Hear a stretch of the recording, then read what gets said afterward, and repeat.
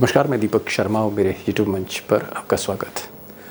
दोस्तों, क्या महाराष्ट्र के मुख्यमंत्री एकनाथ शिंदे बीजेपी के लिए, मोदी शाह के लिए गले की हड्डी बनते जा रहे हैं? और क्या बीजेपी के लिए आज की तारीख में बीच चुनाव में, महाराष्ट्र के बीच चुनाव में सबसे बड़ी मुसीबत या यूं कहूं सबसे बड़ा खतरा खुद उनके मुख्यमंत्री शिंदे साहब हैं? और क्या शिंदे और फडणवीस, सीएम और डिप्टी सीएम के बीच झगड़ा इस कदर बढ़ गया है कि दोनों एक दूसरे को हराने पर आमादा हैं? और इधर इस झगड़े को लेकर एक ऑडियो वायरल हुआ, फडणवीस साहब का एक ऑडियो वायरल हुआ है जो बहुत कुछ बताता है। आगे मैं इसका जिक्र करूंगा इसी वीडियो में। अब सवाल इस बात का है कि जिस तरह से शिंदे ने मुंह भुला रखा है, या यूं कहूं कि उनकी जो नाराजगी है, वो नाराजगी इतनी ज्यादा है कि बहुत सी सीटों पर बड़ी जिम्मेदारी के साथ कह रहा हूं, बहुत सी सीटों पर बीजेपी के अगेंस्ट चुपचाप या तो बागी खड़े कर दिए या बीजेपी को उस सीट पर हराने के लिए इंडिपेंडेंट को सपोर्ट कर दिया शिंदे ने। जी हाँ, इंतहा देखिए। अब दोस्तों, ऐसा क्या हो गया, ऐसा कौन सा गजब हो गया कि जिस एकनाथ शिंदे की बदौलत मोदी शाह ने सरकार बनाई थी महाराष्ट्र में, एनडीए की, महायुति की, वही शिंदे आज मोदी और शाह से रूठे हुए हैं, फडणवीस से लड़ाई कर रहे हैं।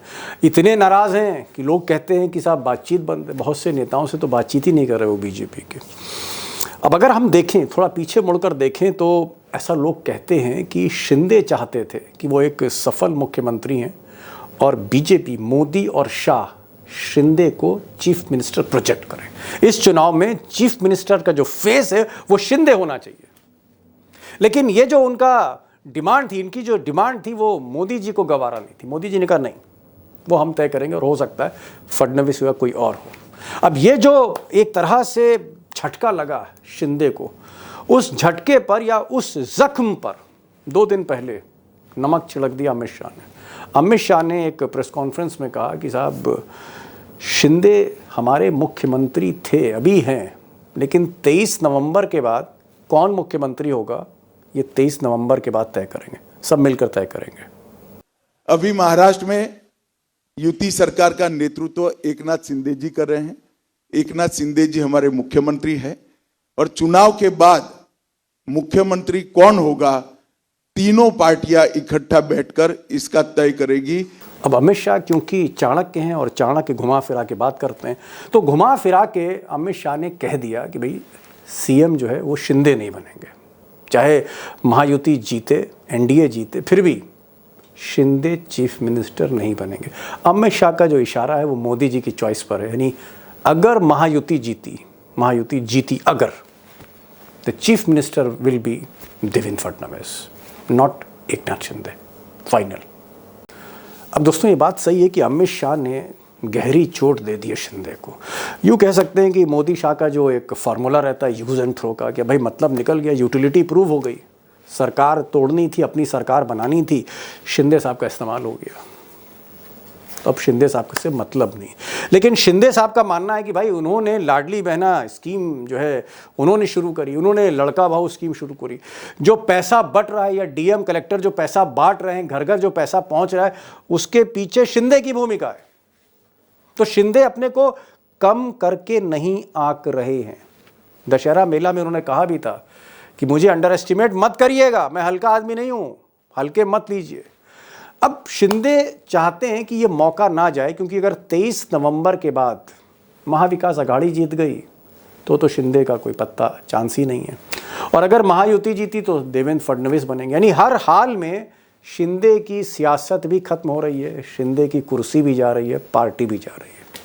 इसलिए शिंदे की जो स्ट्रैटेजी है, ऐसा लगता है मुझे दोस्तों, शिंदे की स्ट्रैटेजी है कि बीजेपी की सीटें कम की जाएं, और इसीलिए वो निर्दल को खड़ा कर रहे हैं, कहीं पर बागी खड़ा कर रहे हैं। और अगर बीजेपी की सीटें कम हुई तो वैल्यू बढ़ेगी मिस्टर शिंदे की, और तब वो एक बार्गेन कर सकते हैं।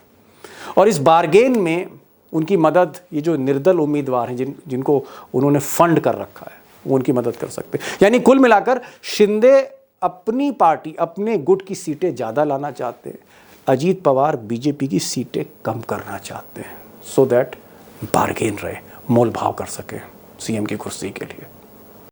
अब दोस्तों मुसीबत यहीं ख़त्म नहीं हुई। इस कहानी का जो अगला पेज है वो ये है कि अगर अमित शाह मोदी ने शिंदे साहब को मुख्यमंत्री नहीं बनाया 23 नवंबर के बाद, इन केस महायुति की सरकार बनती है, और अगर शिंदे के पास ठीक ठाक विधायक हैं, एमएलए हैं, तो लोग ऐसा कह रहे हैं, विश्वसनीय सूत्र बता रहे हैं कि शिंदे साहब पाला बदल कर शरद पवार की गोद में बैठ सकते हैं, यानी डिच कर सकते हैं, धोखा दे सकते हैं फिर से मोदी और शाह को। यानी एक गद्दारी उद्धव ठाकरे के साथ और दूसरी गद्दारी मोदी शाह के साथ, ऐसी स्थिति हो सकती। इसीलिए फाइनल क्वेश्चन ये है, ये जो इंटरेस्टिंग राजनीति सियासत हो रही महाराष्ट्र की, फाइनल क्वेश्चन है। और आज दो क्वेश्चन है। पहला क्वेश्चन, क्या शिंदे और फडणवीस की जो वॉर है, कोल्ड वॉर जो हॉट हो रही है, क्या इससे बीजेपी कमजोर हो रही है, एनडीए कमजोर हो रही है, महायुति कमजोर हो रही है? और अगर कमजोर हो रही है तो क्या इसका सीधा लाभ, इसका सीधा फायदा महाविकास अघाड़ी को पहुंच रहा है, उद्धव ठाकरे, शरद पवार और राहुल गांधी को? अब आज हमारे साथ 4 मेहमान जुड़ रहे हैं और बहुत ही इंपॉर्टेंट हैं। कई बड़ी खबरें आपको आज मिलेंगी सुनने को। हमारे साथ अशोक वानखेड़े टाइगर होंगे जो इस वक्त पुणे में हैं, और टाइगर की एक्सक्लूसिव बातचीत शरद पवार से हुई जिसका वो जिक्र करें, हवाला देंगे। वो फडणवीस के ऑडियो पर भी चर्चा करेंगे। हमारे साथ सुधीर सूर्यवंशी होंगे जो इस वक्त आज नासिक से जुड़ रहे हैं, लेकिन उन्होंने कल एकनाथ शिंदे का इंटरव्यू किया है। एकनाथ शिंदे से उनकी लंबी बातचीत हुई है और वो भी अंदर की कहानी आपको बताएंगे कि शिंदे किस मूड में। हमारे साथ प्रकाश पोहरे हैं जो आपको एक ओवरऑल व्यू देंगे कि महाविकास अघाड़ी वाकई आगे चल रही है, कितनी सीटें आ सकती हैं आज की तारीख में। प्रकाश पोहरे वेरी सीनियर जर्नलिस्ट, 50 साल का तजुर्बा है। और उमाकांत लखेड़ा होंगे दिल्ली से जो आपको एक ओवरऑल व्यू देंगे कि महाराष्ट्र की लड़ाई का असर मोदी और शाह की जो सल्तनत है सरकार, उस पर क्या पड़ेगा। मैं ज़्यादा वक्त नहीं लूँगा, इन मेहमानों के साथ जोड़ते हैं। कोई पुणे से है, कोई नासिक से है, कोई नागपुर से, कोई दिल्ली से। टाइगर, ये बताइए कि मोदी जी का मैं आज सोलापुर से भाषण सुन रहा था, लाडली बहना की तो बात कर रही है और लाडली बहना सब बैठी भी थी वहां पर, शिंदे का जिक्र नहीं है। वो शिंदे जो सरकार बनाने में कैटलिस्ट थे, उनका कहीं जिक्र नहीं है। और शिंदे के लोग हैं वो कहीं जिक्र देवेंद्र फडणवीस का नहीं कर रहे हैं। ये है क्या? कुछ लोग तो ये भी कह रहे हैं कि शिंदे चाहते नहीं है कि बीजेपी सिंगल लार्जेस्ट पार्टी बने। तो शिंदे क्यों नहीं चाहते कि बीजेपी सबसे बड़ी पार्टी बने? देखिए दीपक जी, शिंदे भी मुख्यमंत्री बनना चाहते हैं, अजित पवार भी मुख्यमंत्री बनना चाहते हैं, और बीजेपी वाले चाहते हैं कि देवेंद्र फडणवीस मुख्यमंत्री बने। अमित शाह ने हाल ही में एक बात कही कि अभी तो हमारे मुख्यमंत्री एकनाथ शिंदे है, लेकिन चुनाव के बाद महायुति की तीनों पार्टियां तय करेगी मुख्यमंत्री कौन होगा। इसका मतलब एकनाथ शिंदे नहीं होंगे, ये क्लियर है। 3 पार्टियों में से जिस पार्टी का सबसे बड़ा योगदान होगा वो मुख्यमंत्री पद लेगा। सीधी बात है। तो शिंदे ऐसी पोजीशन में अपने पार्टी को लाना चाहते हैं कि बगैर शिंदे बीजेपी सरकार नहीं बनाए, तो शिंदे फिर बार्गेन कर सकते हैं। ये 2019 की स्थिति चाहते हैं जैसी शिवसेना के बगैर ना बीजेपी सरकार बना पा रही थी, ना कांग्रेस एनसीपी सरकार बना पा रही थी। जिस साइड पे बीजेपी शिवसेना, उस साइड पे सरकार। तो शिवसेना चली गई कांग्रेस और राष्ट्रवादी कांग्रेस के साथ। दिल की बात बताइए, दिल की बात बताइए कि इस वक्त शिंदे का जो जहन है, माइंड, उसमें क्या खिचड़ी पक रही, मैं वो जानना चाह रहा हूं। इनसाइड स्टोरी खिचड़ी यही पक रही है, तेल लेने जाने दो बाकी सब मेंबर, सिर्फ मेरे लोग जीत के आने चाहिए। ओहो, अभी एक ऑडियो मराठी में लीक हुआ है। कोकण में एकनाथ शिंदे को जो सीट अलॉट हुई वहां बीजेपी का रेबेल खड़ा हो गया, तो उसको बिठाने के लिए एक लगातार देवेंद्र फडणवीस उससे बात कर रहे हैं। अब वो फोन या तो देवेंद्र फडणवीस लीक कर सकते हैं या वो रेबेल, वो कन्वर्सेशन तो मार्केट में आया। उसमें देवेंद्र फडणवीस बार बार उसको कहते हैं कि देखो ये युति है यार, फिर ऊपर ये एकनाथ शिंदे दिल्ली जाके कंप्लेंट करते हैं और मुझे जवाब देना पड़ता है। तो कहता है आप जानते हो ना साहब, ये चौहान ने हमको कितनी तकलीफ दी है, इतनी तकलीफ देने के बाद उसका कैसा साथ दे सकते हैं। वो कहते कि मैं जानता हूं, मैं सब तुम्हारी तकलीफ जानता हूं, मैं तुम्हें एडजस्ट कर लूंगा, मुझ पे विश्वास रखो, तुम प्रॉमिसिंग हो, तुमको फ्यूचर है, उसके बाद वो कहते कि साहब नारायण राणे, उन्होंने एक चांस नहीं छोड़ा हमें बेइज्जत करने का। तब वो कहते हैं कि तुम इतनी बात मेरी मान लो, बिल्कुल फॉर्म मत भरो, फॉर्म भर के विड्रॉ करोगे तो आधा समर्थन हो जाएगा, फॉर्म ही नहीं भरो और बड़ा दिल दिखाओ। रही इन लोगों की बात, एक बार नतीजा आने दो, हमारी सरकार बनेगी, फिर सारी सत्ता मेरे हाथ में रहेगी, मैं सबका हिसाब कर दूंगा। ओ माय ये गॉड, है अगर युति का सत्य। वो ऑडियो ये मराठी में है। ऑडियो मराठी में है, ठीक है। अब ऑडियो तो ऑथेंटिकेट फडणवीस साहब ही कर सकते हैं, लेकिन एक बड़ी बात आपने कह दी कि तलवारें इस कदर दूसरों दोनों में खिंची हुई हैं। शिंदे वर्सेस फडणवीस की इतनी जबरदस्त लड़ाई है इस वक्त बीच चुनाव में, कि अगर 23 नवंबर के बाद शिंदे को मुख्यमंत्री नहीं बनाया गया, इन केस महाविकास आघाड़ी जीतती है, तो शिंदे कुछ भी कर सकते हैं। महायुति दीपक भाई जी, एक बात फाइनल में बता देता हूं, नतीजे आने के बाद कांग्रेस और बीजेपी आमने सामने होंगे, इनके साथ कौन होगा ओहो, इसकी गारंटी अभी कोई नहीं ले सकता। सुधीर God. भाई घूम रहे हैं पूरे महाराष्ट्र, उनको पूछ लीजिएगा। टाइगर, ये तो पूरा ऐसा लगता है रायता फैलाओ। आप कह रहे हैं पूरा कि रायता फैला हुआ है। बीजेपी के साथ कौन खड़ा होगा, कांग्रेस के साथ कौन खड़ा होगा 23 नवंबर के बाद, टाइगर नहीं कह पा रहे। अरे भाई, जब किंग नहीं बोल पा रहा है तो बाकी लोग क्या, मैं क्या बोलूंगा। मैं जरा प्रकाश जी के पास आता हूं, फिर मैं आऊंगा जरा सुधीर जी के पास। प्रकाश जी, ये क्या बोल रहे हैं टाइगर कह रहे हैं कि 23 तारीख के बाद कौन कहां खड़ा होगा, अजीत पवार कहां जाएंगे, एकनाथ शिंदे कहां जाएंगे। टाइगर कह रहे मुझे नहीं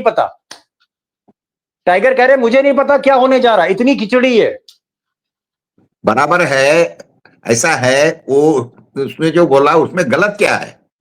देखिए, मैं आपको ये बताता हूं कि क्या शिंदे को बीजेपी का ट्रैक रिकॉर्ड मालूम नहीं है? उसको टोटल ट्रैक रिकॉर्ड मालूम है कि किस तरीके से 2000 में ये बीजेपी ने सेना की उंगली, बाला साहब ठाकरे की उंगली पकड़ी थी कि भाई हमको मदद करो, और हिंदुत्व का कार्ड वापरे थे। उसके लिए मध्यस्थ 2 आदमी थे, नितिन गडकरी था, उसके बाद में अपना प्रमोद महाजन थे, और गोपीनाथ मुंडे तो लगातार लगे हुए थे। तो 2000 साल में इनकी कोई औकात वजूद नहीं था महाराष्ट्र के अंदर इतने सालों में। तो शिंदे क्या कर सकते हैं? क्या शिंदे, अगर शिंदे को मुख्यमंत्री नहीं बनाते, कर सकते वाली बात नहीं है, करना चालू कर दिया है उन्होंने। हर जगह पे बराबर उनके रिबेल भेज दिए हैं, पैसा भेज दिया है, भयंकर तरीके से पैसा बांट रहे हैं। प्लस उन्होंने हर बीजेपी के उम्मीदवार के सामने उनके रिबेल इनडायरेक्टली डायरेक्टली खड़े कर दिए है।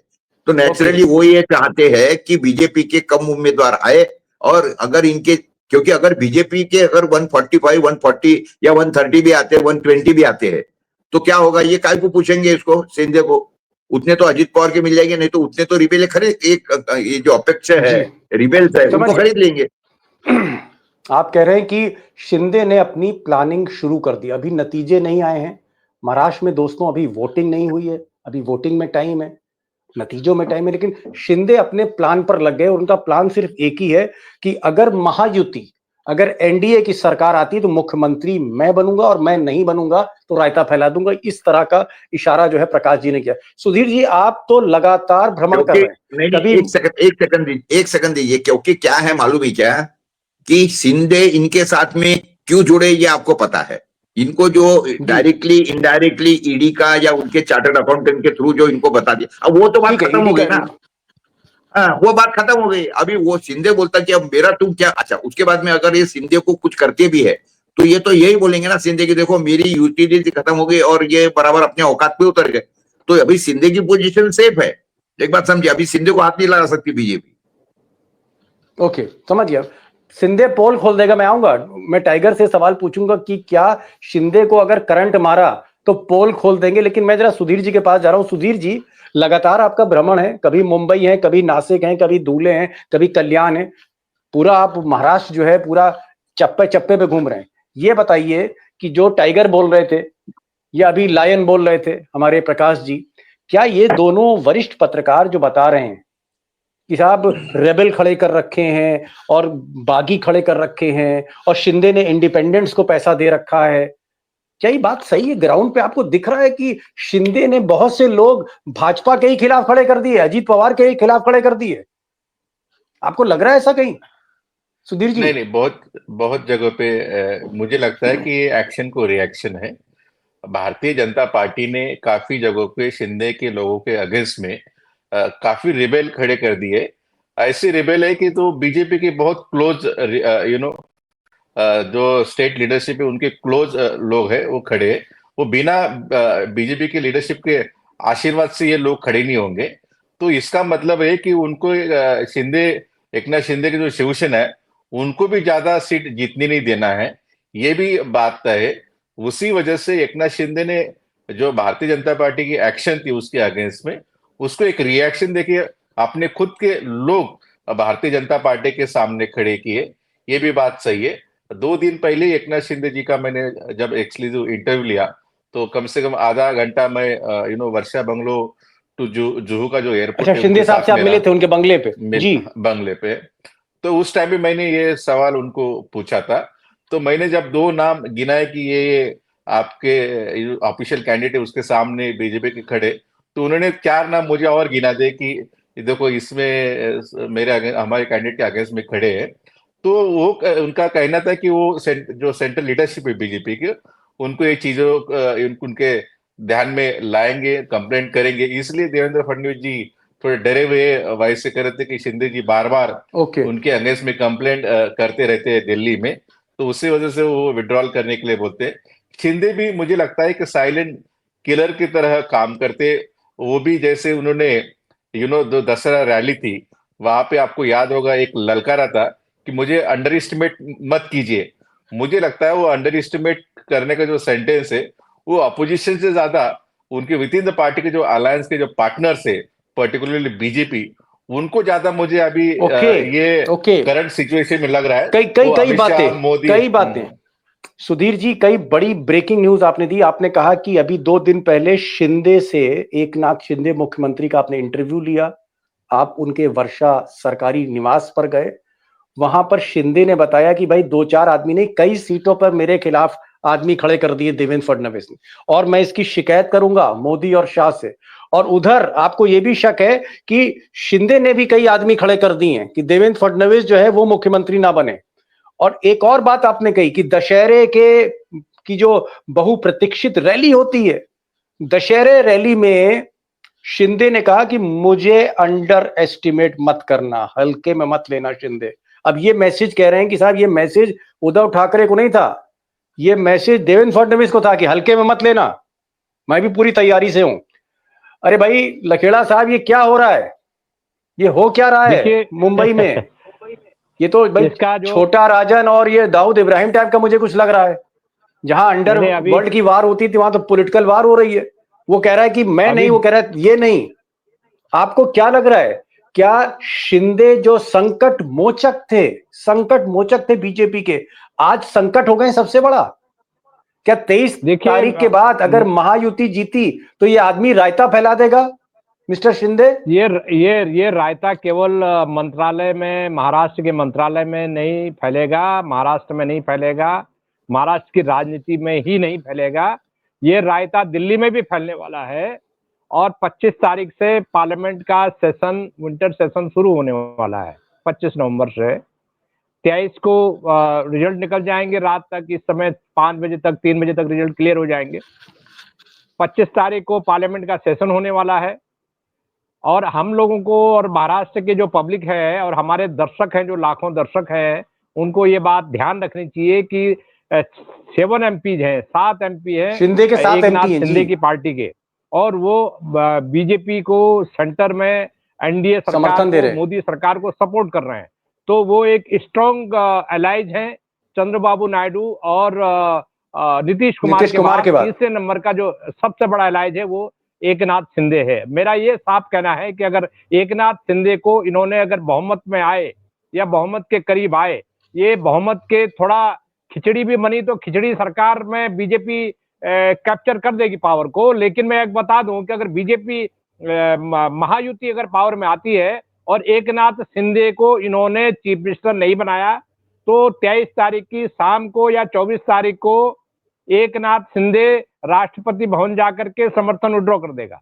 और मैं आपको बता दूं कि ये मेरे को लगता है, चलिए मुझे लग रहा है बारी बारी से समझ गया लखेड़ा साहब, बारी बारी से आप लोग मुझे डरा रहे हो। पहले टाइगर ने डराया, उसके बाद प्रकाश जी ने डरा दिया, फिर सुधीर जी ने कहा मैंने तो इंटरव्यू कर लिया, उसने कहा अंडर एस्टिमेट नहीं करो। अब आप कह रहे हैं आप और ज्यादा डरा रहे हैं, पता नहीं मुझको डरा रहे हैं, अमित शाह को डरा रहे हैं। आप कह रहे हैं कि ये राष्ट्रपति भवन पहुंच जाएगा चिट्ठी लेकर। नहीं, मोदी जी की माइनॉरिटी गवर्नमेंट है, अल्पमत सरकार है, शिंदे के भी इंटरेस्ट उसमें सुरक्षित होंगे। मैं ये नहीं कह रहा हूं कि नहीं होंगे, लेकिन नहीं भाई, आपने कह दिया ना कि अगर शिंदे की अगर शिंदे का हाथ मरोड़ा अमित शाह ने, तो सीधे राष्ट्रपति भवन जाएगा चिट्ठी लेकर।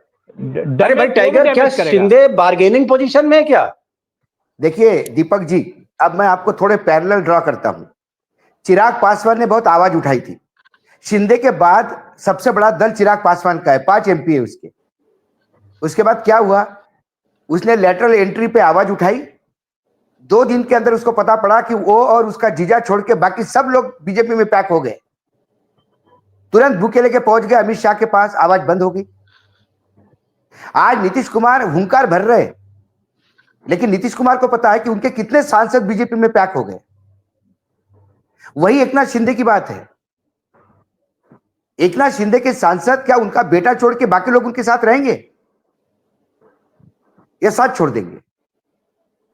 बीजेपी में प्रवेश मिला तो क्या बात है, 2/3 आराम से निकल जाएंगे। सवाल वो भी तो है। शिंदे गले की हड्डी बन गया टाइगर, शिंदे गले की हड्डी है अमित शाह मोदी के लिए। क्या है सवाल ये है, कल शिंदे को ये लगा कि मुझे यदि मुख्यमंत्री नहीं बना रहे हैं तो शिंदे गेम बदल के शिंदे दूसरे पाले में चला जाएगा। चल मुझे भी मत बना तो तुमको भी नहीं बनने देता। शरद पवार के साथ जा सकते हैं, क्यों नहीं जा सकते? क्या अजीत पवार वापस चाचा के पास जा सकते हैं? ये गुंजाइश है या नहीं है? यस, मैंने कहा ना, देखिए मैं आपको यस और नो ऐसा नहीं बता सकता दीपक भाई। नतीजे ऐसे आ गए कि अजीत पवार के साथ आने से सरकार बन सकती है, तो वो अजीत पवार को लेकर सरकार बना सकते हैं। ओह माय गॉड, मैंने इसीलिए कहा, मैं बार बार कह रहा हूं, आप ध्यान से सुनिएगा। कांग्रेस और बीजेपी ये 2 पार्टियां आमने सामने हैं। अभी यूपीए में, अभी इंडिया गठबंधन में कांग्रेस है और एनडीए गठबंधन में बीजेपी है। नतीजों के बाद इनके साथ कौन खड़ा होगा ये अपने अपने आंकड़ों पे निर्भर है। Got it.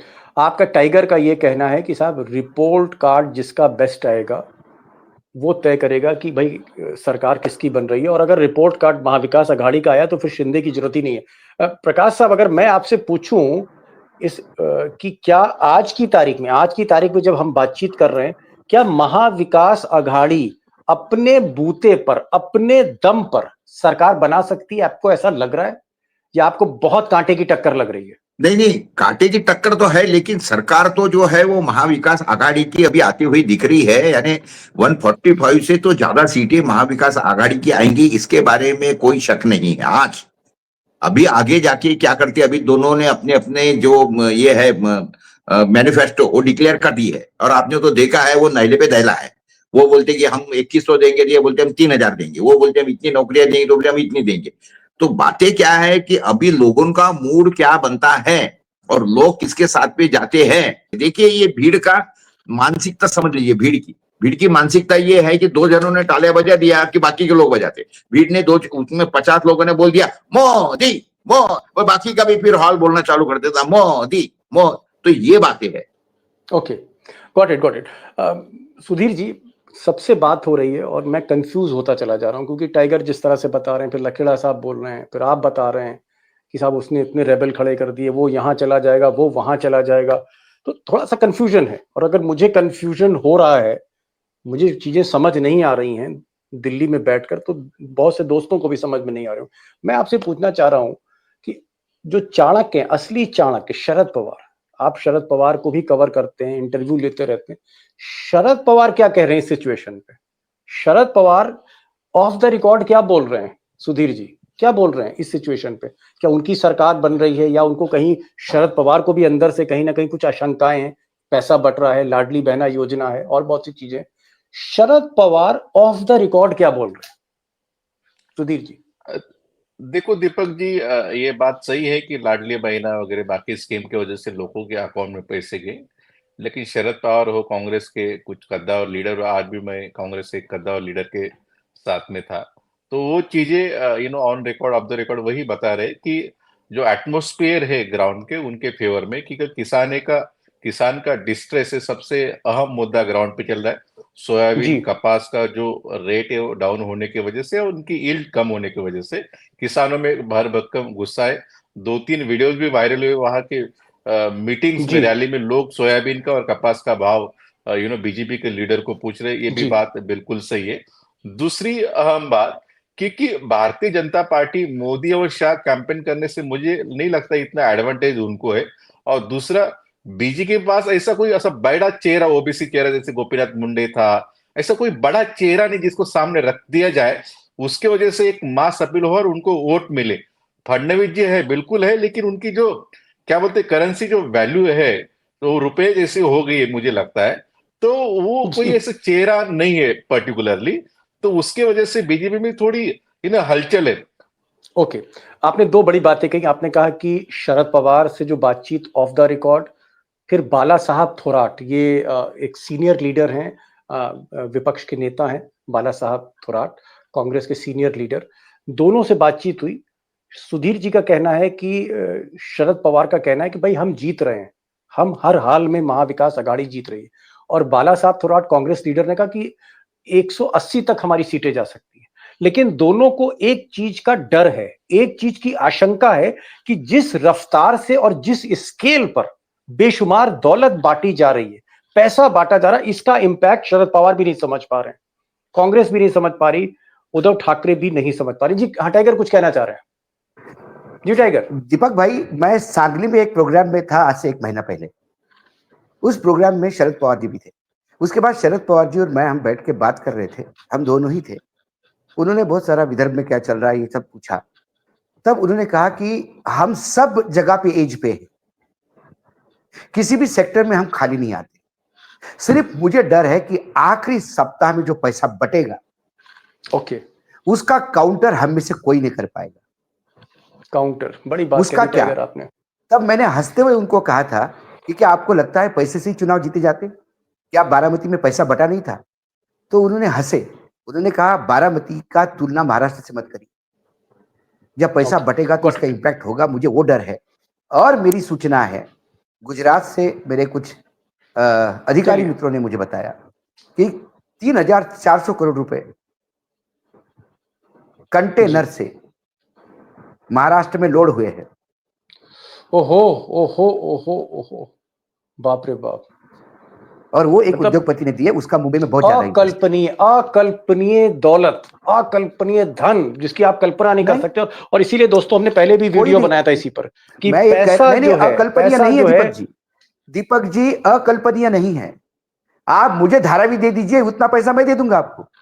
समझ गया टाइगर, समझ गया आपने जो इशारा किया। लेकिन एक बात जो टाइगर ने बड़ी कही है, टाइगर ने कहा, दीपक जी सिर्फ टाइगर की बात कंप्लीट में एक बात और कहना चाहता। मैं अभी नासिक के पास इगतपुरी उस एरिया में, ट्राइबल एरिया में घूम रहा था, तो एक आदमी ने मुझे कहा वहां का रूलिंग पार्टी का कैंडिडेट खड़ा है, उसने उसके 20 कार्यकर्ता को ग्लोस्टर, तो 20 लाख के ऊपर की जो गाड़ी की कीमत है, ऐसे 20 गाड़ी दी है कार्यकर्ता को। और जो छोटे कार्यकर्ता उसको 5 लाख, उसके नीचे उसको 2 लाख दे रहे। तो वो बोले हमने जिंदगी में इतना पैसा कभी देखा ही नहीं है। तो मेरे जैसे कार्यकर्ता इतने पैसे मिल रहे तो हम करेंगे तो क्या करें? माय गॉड, ये कह रहे हैं कि 5-5 लाख रुपए, 2-2 लाख रुपए, कारें बांटी जा रही, मोटरसाइकिलें बांटी जा रही। मतलब मैं तो सोचकर मुझे लग रहा है कि पता नहीं हो क्या रहा है, पैसों की बरसात हो रही। लखेड़ा साहब, भाई शरद पवार जैसा चाणक्य, आप खुद ही कहते हैं कि उससे बड़ा कोई चाणक्य नहीं। आपके मित्र रहे 90 के दशक में, आप चाय पीते थे उनके साथ। मुझे ये बताइए कि अगर शरद पवार कह रहे हैं कि हर चीज में हम आगे हैं, महाविकास अघाड़ी हर मोर्चे पर आगे है, पब्लिक सेंटिमेंट्स उनके साथ हैं, गुजरात वर्सेस मराठी अस्मिता में वो भारी पड़ रहे हैं, लोकसभा में परफॉर्मेंस अच्छा दिया है, सब कुछ उनके साथ है, उनके साथ दलित है, मुस्लिम है, मराठा का बहुत बड़ा चंक है, वोट शेयर उनके साथ है। लेकिन शरद पवार कह रहे हैं, जो टाइगर को उन्होंने कहा कि भैया आखिरी 4-5 दिन में कितना पैसा बट जाएगा, वो पैसा क्या असर करेगा, वो कहते हैं इसको हम काउंटर नहीं कर सकते, इतना पैसा हम नहीं बांट सकते। आपको लग रहा है लखेड़ा साहब पैसा डिसाइडिंग होने जा रहा है, या दूर से बैठकर आपको लगता है कि महाराष्ट्र की जो जनता है उसका मराठी अस्मिता पे जमीर जागेगा? ऐसा हो सकता है क्या? देखिए, पैसा जो है लोकसभा चुनाव में भी बंटा था और सबसे पुअर स्ट्राइकिंग रेट जो था वो भारतीय जनता पार्टी का था। 28 सीटें उनको एनडीए अलायंस में मिली थी और उसमें केवल 9 जीते, सिंगल डिजिट आई। नंबर एक बात। नंबर दूसरी बात कि लेकिन एक बात ध्यान रखनी होगी कि जो 26.2% जो 6 पार्टियों में सबसे ज्यादा बीजेपी का वोट प्रतिशत था लोकसभा में जी। लेकिन ये हालात तब आए कि बेहिसाब पैसा लोकसभा चुनाव में भी बांटा गया और उससे ज्यादा पैसा इस बार भी बांटा जा रहा है। टाइगर, सिर्फ 10-10 सेकंड का जवाब मैं चाहूंगा क्योंकि आप 3 लोग बच गए हैं, टाइगर और हमारे साथ प्रकाश जी हैं और सुधीर जी। सिर्फ 10-10 सेकंड है क्योंकि टाइम बिल्कुल हो चुका है। क्या जमीर जागेगा? क्या पैसे को मराठी अस्मिता काट सकती है? कैसा हो सकता है? जमीर जगेगा बतौर विपक्ष उसको समझे, विपक्ष इस बात को बार बार उठाए। दुख इस बात का है कि महा विकास आघाड़ी ठीक से इन इश्यूज को उठा नहीं पा रही है। वो बीजेपी के उस ट्रैप में आ रही है जो कटेंगे बटेंगे उसी में उलझ रही है। ठीक, प्रकाश जी 10 सेकंड का ही मैं आपसे जवाब चाह रहा हूं कि क्या मराठी अस्मिता को लेकर मराठा वोटर, महाराष्ट्र के वोटर का जमीर जागेगा? आत्मा से आवाज आएगी, अंतरात्मा से? वो जमीर ऑलरेडी जागे हुआ है, उसका असर इनको दिखेगा, उसके बारे में कोई चिंता करने की जरूरत नहीं। वो कुछ भी किए इन्होंने पटके भी तो ये कोई फर्क पड़ने वाला नहीं उसके अंदर। दीपक जी, उसके बारे में कोई प्रॉब्लम नहीं, बिल्कुल मुझे उसके बारे में कोई शंका नहीं है, कोई दो राय नहीं है। It's out of question. जमीर जागेगा। मराठी अस्मिता का अंडर करंट है, मराठी अस्मिता का अंडर करंट है। ये गुजरात लॉबी वर्सेस महाराष्ट्र के दो छत्रप उद्धव ठाकरे और शरद पवार, इनकी पार्टियां तोड़ना, उसके बाद प्रोजेक्ट ले जाना, क्या ये सेंटिमेंट है वोटर के जहन में? सेंटिमेंट है, इसको हवा देनी पड़ेगी, इस अग्नि को प्रज्वलित रखना पड़ेगा, विपक्ष को इस पे बोलना पड़ेगा। ये आपस में ही वो उसके ऊपर बोलता है, वो व्यक्तिगत आरोपों पे ही मामले चलेंगे तो कैसा होगा? Got it. झगड़े बहुत हैं महायुति में, एनडीए में झगड़े बहुत हैं। हमारे पैनलिस्ट ने कहा एक शीत युद्ध है जो बहुत तेज होता जा रहा है देवेंद्र फडणवीस और एकनाथ शिंदे के बीच में। शिंदे एक तरह से मुसीबत बनते जा रहे हैं बीजेपी के लिए। दूसरा पॉइंट जो हमारे पैनलिस्ट ने कहा कि कहीं ना कहीं महाविकास अघाड़ी आगे है। टाइगर की शरद पवार से बात हुई of the record, Sharad Pawar ने कहा हम आगे हैं, हम ये युद्ध जीत रहे हैं, लेकिन आखिरी 4-5 दिन में जो पैसा बांटा जाएगा उसकी काट हमारे पास नहीं। और जब ये सवाल मैंने लखेड़ा साहब और प्रकाश जी से पूछा, मैंने कहा क्या पब्लिक ही अब तय करेगी हार और जीत? क्या मराठी अस्मिता का कहीं ना कहीं संज्ञान लेगी पब्लिक? क्या जमीर जागेगा? तो इन दोनों एक्सपर्ट्स का कहना था कि जमीर जागेगा क्योंकि मराठी इतिहास, महाराष्ट्र का जो इतिहास है, शिवाजी उनसे पहले और शिवाजी के बाद में, अस्मिता, मराठी अस्मिता ही सर्वोच्च है। तो परीक्षा मराठी अस्मिता की भी है और टाइगर ने कहा कि इस जोत को जलाना होगा। टाइगर आप आए, प्रकाश जी आप आए, लखेड़ा साहब आपने भी समय निकाला और सुधीर जी हमारे साथ जुड़े थे, उनको स्टोरी फाइल करनी थी, खबर फाइल करनी थी, इसलिए हमारे साथ कुछ देर पहले ही उनका कनेक्शन टूट गया। आप सारे मेहमानों का, एक्सपर्ट्स का मैं दिल से जो है शुक्रिया अदा करूंगा क्योंकि इतने मसरूफ वक्त में आप समय निकाले। Thank you so much for joining this program. Thank you so much.